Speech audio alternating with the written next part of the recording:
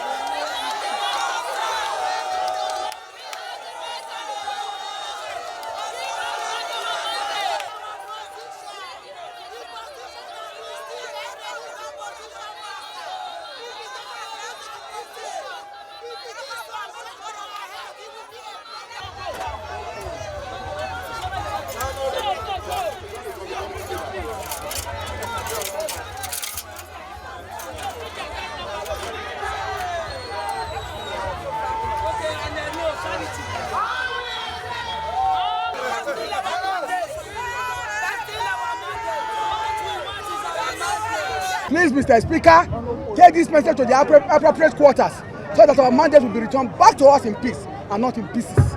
We are not fighting, but we are just protesting for our mandate to be given to us. This is a very peaceful protest. You see the way we have been going about it, doing the right thing at the right time. We are very, very responsible mothers. We have grandchildren. The police should stay off this. The soldiers should stay off this.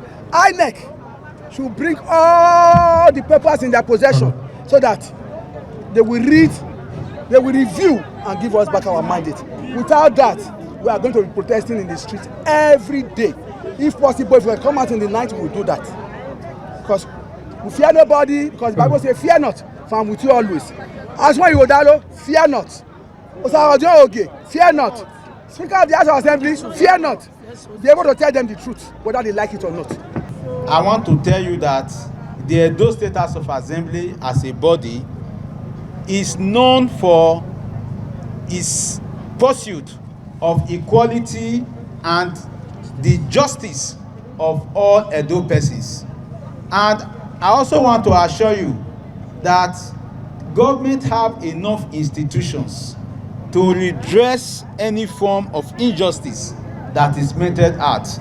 As bad as we might feel, as defeated as we might feel, as angered as we might feel, we must continue to keep hope alive. Yes. We must continue to believe in the processes of redress. And by God's grace, that which we have in our heart as our desire, God will bring to fruition. Yeah.